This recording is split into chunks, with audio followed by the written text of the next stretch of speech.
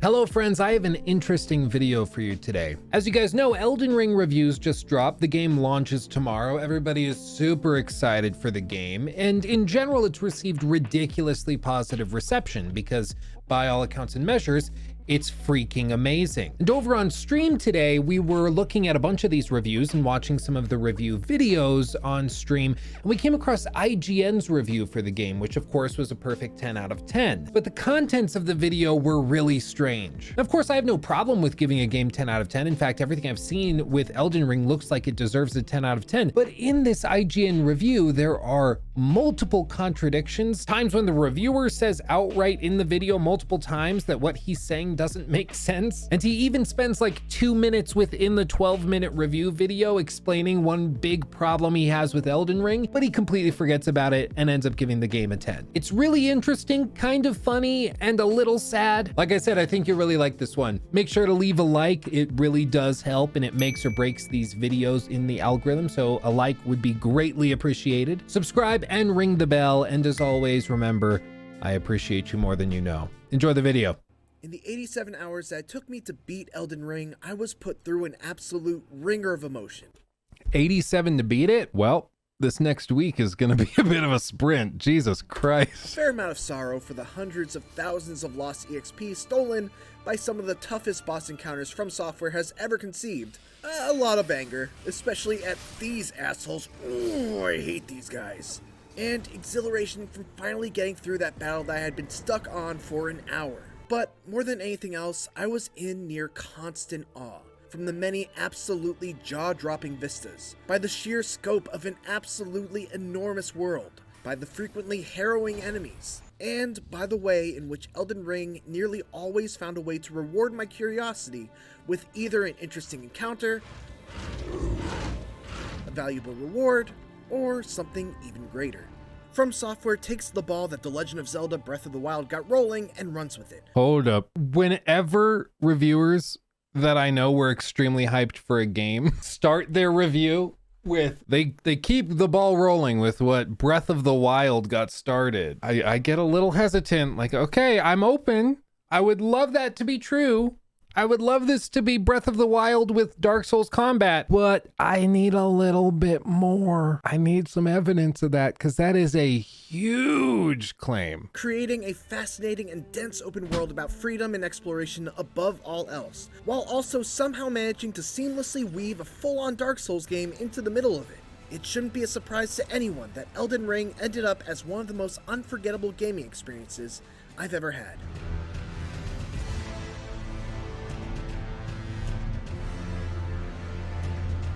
Put a ring on it. Must extinguish thy flame. To set the stage, all you know from the outset is that you play as a tarnished of no renown, blessed by grace, and are compelled to make the journey to the lands between and become an Elden Lord. What that actually means, how one might go about doing that, and what the deal is with that giant glowing golden tree are all things that you have to discover for yourself. Like other FromSoft games, the grand story is hard to fully digest on a first playthrough, but it's a story that I nonetheless enjoy trying to piece together for myself. Personal opinion, if you can't understand the story of a game after 87 hours, it's probably because it's overly vague. Or maybe it's just a story that they don't feel is important to communicate, which is okay. That is perfectly fine. Like Bloodborne, I don't think most people will figure out what's going on in Bloodborne fully to the point where they could explain it unless they've played the game a few times and really paid attention, probably watched some lore videos. My point is that bringing up the story in a game like Elden Ring, which is all about the gameplay, is just a little strange to me.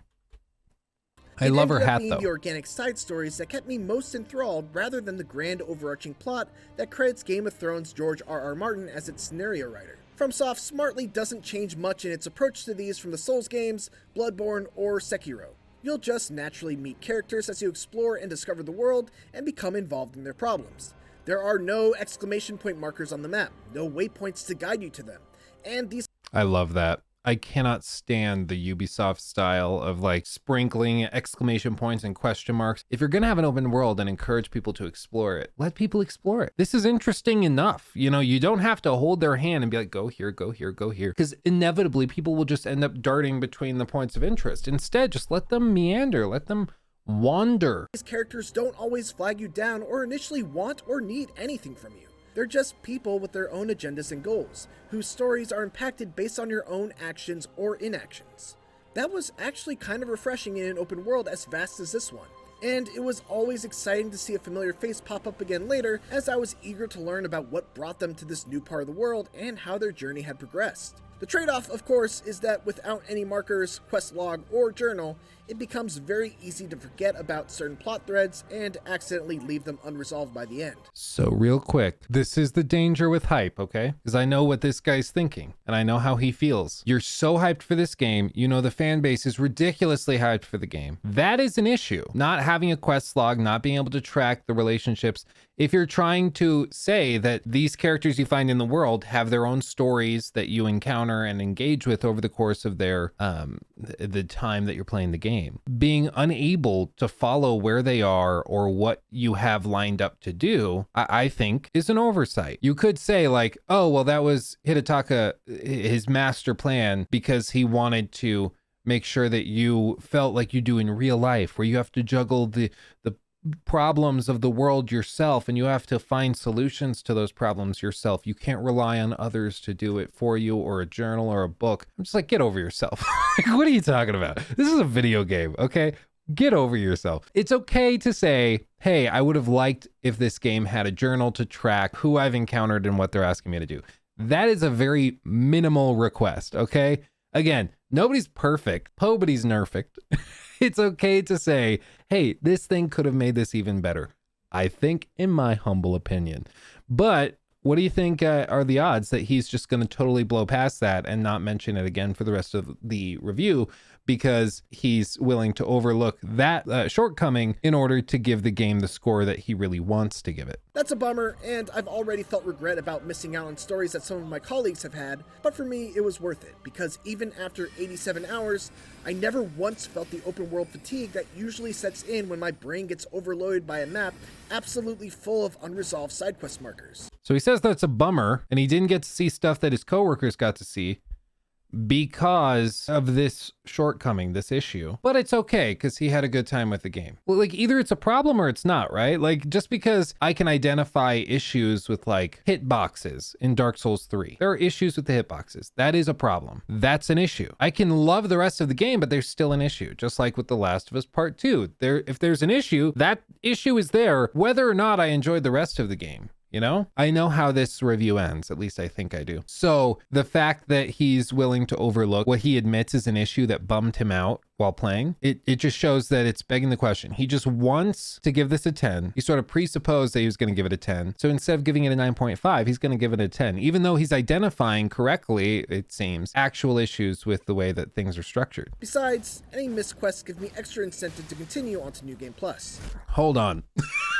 Okay, by that logic, okay. Yeah, so the quest log is like super, it's non-existent, so I can't figure out what I'm doing or what I need to do. But it's okay, because when I play the game again, I'll just do it again. Like, by that logic, okay, I was playing through Mass Effect Andromeda and a bunch of quests didn't spawn. And I was bummed by this, because there were some cool quests that my coworkers got to see. But it's okay, because in New Game Plus, I'm going to get to go through it again, and I'll get to play them that time. What? Sorry. What? That doesn't make any damn sense at all. Like, are you kidding me? Freedom is the word that every aspect of Elden Ring's design connects back to. From the moment you set foot in Limgrave, the first of many interconnected regions of the Lands Between, you are completely free to go wherever you want. And sure, that's far from a new concept in an open world game, but the way it's handled here is truly extraordinary. If you wanted to, you can be an explorer and spend hours upon hours in just Limgrave, delving into every mini-dungeon, fighting every boss, discovering every NPC, and leveling yourself up to better prepare for what's next. Alternatively, you could follow the Light of Grace, guiding you toward the main path and the first major dungeon. Or you could find a hidden path to a new region that's meant for higher levels and completely bypass the first major dungeon entirely. Maybe even steal yourself a cool weapon early while you're there. I want to hear exactly what he said, because he said, like, obviously open worlds and freedom is not a new thing, but what did the but say? From the moment you set foot in Limgrave, the first of many interconnected regions of the Lands Between, you are completely free to go wherever you want. And sure, that's far from a new concept in an open world game, but the way it's handled here is truly extraordinary. Truly extraordinary. Okay, what does this game do extraordinarily well that other games don't do? Because if every other major open world game does that thing, obviously it's not extraordinary. If you're arguing that it does it better than those other games, okay, how is it better? That, I would argue, is not the same thing. Obviously, if it's doing it better, then it's not the same. Let's hear. If you wanted to, you can be an explorer and spend hours upon hours in just Limgrave, delving into every mini dungeon, fighting every boss, discovering every NPC, and leveling yourself up to better prepare for what's next. If you want, you can stay in the first area for hours, fighting a lot of bosses and leveling up. By that argument and that definition, Horizon Forbidden West, we have the statue back there, does the same exact thing. You can stay behind in the early areas for a long time, hunting bosses and taking on all sorts of enemies, exploring, finding special gear and assets that can be used to craft. You can do all of that and level up before moving on to the next area. That is in no way unique. So what else does this do that's, I mean, he said it does it extraordinarily well. What else does it do that's extraordinary? Alternatively, you could follow the Light of Grace, guiding you toward the main path and the first major dungeon. Or you could find a hidden path to a new region that's meant for higher levels and completely bypass the first major dungeon entirely. Maybe even steal yourself a cool weapon early while you're there. Again, That's true of literally every RPG ever.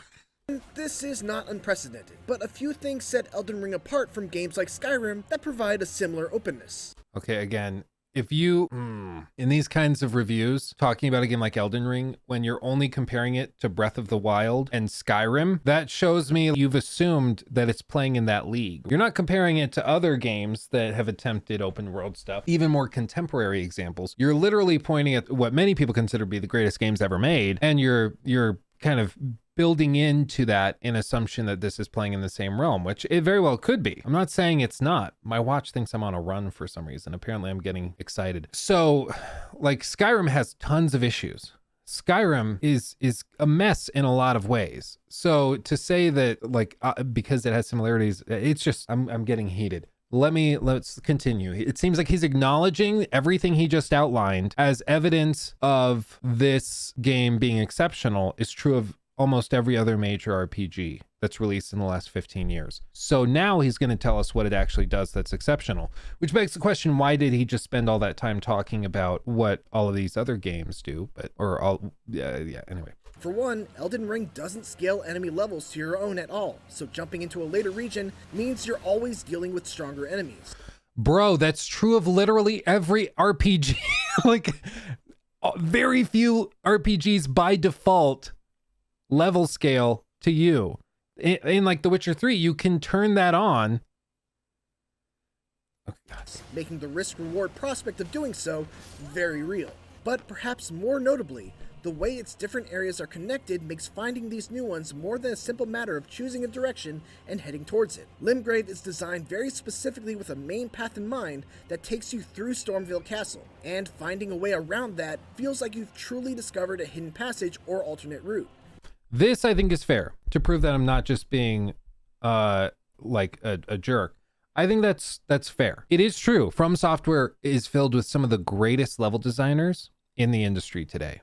They are phenomenally talented. So I fully believe that the opening area, they could craft it in a way where you have to go through this specific path, but you can do all this clever stuff and find a way around it that's super satisfying and makes you feel like you've accomplished something. I fully believe that. That I think is very fair. So that's a fair point. But he's mentioning this level design point while discussing how the game itself is utterly extraordinary in all of these other ways. Okay, you've mentioned one thing that it probably does very well. I don't know because I haven't played the game yet, but I am fully willing to believe this. It fits in line with literally everything we know about FromSoft. So I believe that the levels are designed very, very well. But he mentioned 6 points. 5 of them are true of literally every other game in this genre that's released in the last 15 years. And he even acknowledges that it's true of all of those other games. He's acknowledged it twice, when he first made the claim, and secondly, after he went through those first 5 bullet points. So then why did you bring them up? Basically what this boils down to, Elden Ring, I mean, again, we haven't finished the review, so it might change. But as of right now, all he said is Elden Ring is all about freedom, and it is extraordinary in freedom. Because the first level has a specific path they want you to take, but you can take a different one. And it feels really satisfying if you discover the second option. Okay, is that it?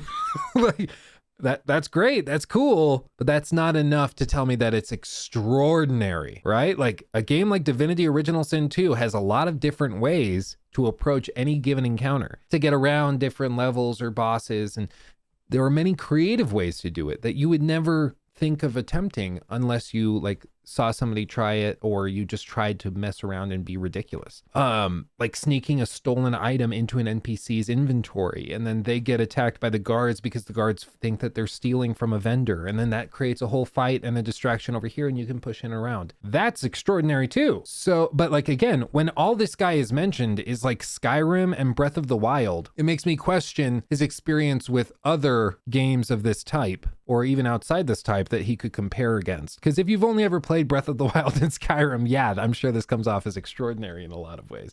It thinks I'm running again. I need to calm down. Let's keep going. Which is a super cool feeling not present in most open world games I've explored. You also have more freedom in how you approach combat than any previous FromSoft game, thanks to a bunch of familiar new systems that are used in interesting ways here. You can crouch walk and use stealth to avoid detection, or more easily sneak up for a backstab. You can fight on horseback, you can craft items on the fly, you can summon a huge variety of creatures to fight for you, and most substantially, you can equip Ashes of War to your weapons and completely change their affinity and skill. The most important element of Elden Ring's philosophy, though, is the freedom to just walk away and do something else when you hit a wall. And I think claiming that the combat is particularly robust is the best route a reviewer could go to justifying a score of 10. Because without a doubt, FromSoft's games tend to rely on the combat. And that's why they're so fantastic, is because the combat is so fulfilling and well done. But for some reason, this is just like, he's focusing so much on the freedom to like, oh, you got stuck on a boss, you can just leave and do something else. Do you really think that's new or novel? Do you really believe that? Elden Ring is hard, which is to be expected from a FromSoft game. But its difficulty surprised me, even as a veteran of the Souls-like genre.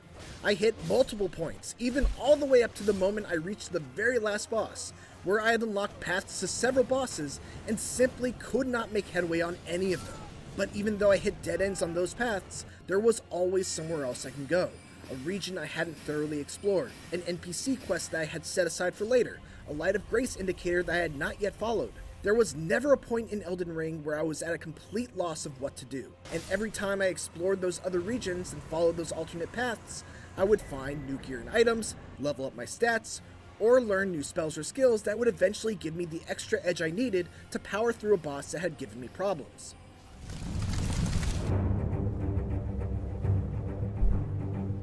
It isn't just the promise of making my numbers go up that called me to turn over every stone on the map. The Lands Between is positively brimming with riches, intrigue, and danger at every turn. Much of what Elden Ring's open world does well can be traced directly back to things that made Breath of the Wild stand out from the many open world games that came before it. It's that same feeling of starting out in a world with little explicit guidance, finding something that piques your curiosity on your own, doing whatever it takes to get there, and then being rewarded for that curiosity. The big difference is that in Breath of the Wild, I could usually predict what's going to happen when I get to that orange glowy thing off in the distance. I'll do a puzzle, unearth a shrine, do another puzzle, and probably get a cool temporary weapon and spirit orb. That's not to take anything away from Breath of the Wild, it was awesome, but that pattern became somewhat routine by the end. In Elden Ring, by contrast, very rarely did my predictions ever come true. I'd head to a lake and all of a sudden get ambushed by a dragon.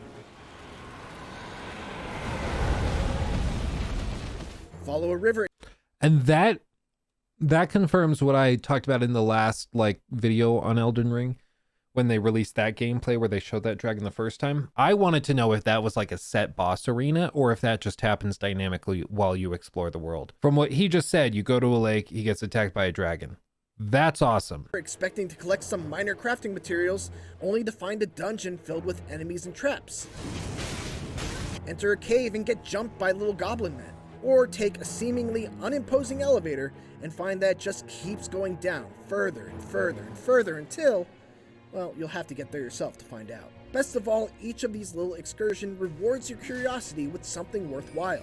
That could be a new weapon, a new Ash of War, a valuable consumable, a new creature for you to summon, a new spell, or a new NPC to talk to. There are so many valuable rewards available that I never felt disappointed by my prize, regardless of the amount of effort it took. But the thing that's most impressive about Elden Ring is that in between all of this brilliant open world design, there are a handful of legacy dungeons that still deliver those wide linear levels that Souls fans have come to expect. These are gigantic castles, forts, manors, underground labyrinths, and more that are packed with secret areas, challenging bosses, and multiple paths that are linked by one-way shortcut doors. If they were all strung together without being tied to an open world, they could probably exist on their own as Dark Souls 4. Bottom line, Elden Ring's open world exploration is a new benchmark. See, and that I think is what most of us were hoping for, that we would still get the Dark Souls level design, but with an open world component. And our question throughout the last few years of waiting for this was, how does that tie together? You know, is it that it's an open world and then these Dark Souls levels are just plinked on top? Or is it all kind of woven together so it's open world, but not really? But this seems like it's an actual open world. It is level gated, so it's not, I mean, it is open, but you need to go carefully through.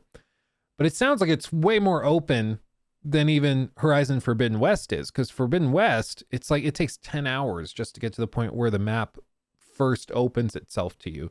And you actually get access to the Forbidden West, the titular land, right? So this, I mean, this is good to hear. This is exactly what I was hoping was true, and it's true.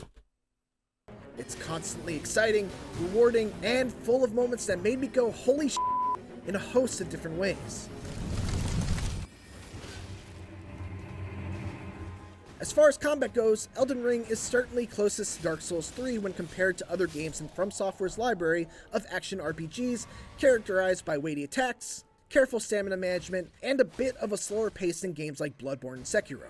The two big new additions are the ability to use a guard counter by blocking an attack with your shield and then immediately pressing the strong attack button to follow up with a crushing strike that can leave weaker enemies in a crumpled state, and a jump attack that gives melee wielders a new type of heavy attack that can also be used to stun enemies and leave them open for a critical hit. They're both great additions that offer melee classes fun new tools, but for the most part, From Software has certainly adopted a if it ain't broke, don't fix it approach. What really makes the combat in Elden Ring so good, though, is its enemy design and variety. Not only are a fair number of them horrifying, but some of these baddies are absolutely vicious, coming at you with wild swings and combos that seemingly go on forever and can hit from 10 feet away. Yeah, like that. And he's still going. Others are more methodical and hide behind their shields to wait for the right opportunity to either parry you or catch you while you're winding up. Others still are weak, but can be huge threats when they ambush you with a grab that kills you in one hit. I will say it is crazy, the variety. Like, it's absolutely wild. And you got to believe that a lot of the stuff that we've seen, like I said, these publishers, they give very specific guidelines for what you can and can't show. So my assumption, fairly made or not, would be that there's a lot of stuff we haven't seen. And there's a lot of levels that have not been made public. I mean, if it looks like there's this much variety before we get the game, imagine what it'll be like when it opens up fully. Many are designed to punish those who just mash the dodge roll button without care, which makes Elden Ring a very hard game. But it's a good style of difficulty, one that's less about fast reaction speeds and twitch reflexes, though those certainly help, and more about learning, adapting, and finding the planted weaknesses in enemy attack patterns. Deciphering those tells and acting upon each moment of opportunity is a large part of why these games are so much fun. And then there are the bosses. I don't want to spoil them, but there are a handful that are some of the most visually and mechanically impressive From Software has ever crafted.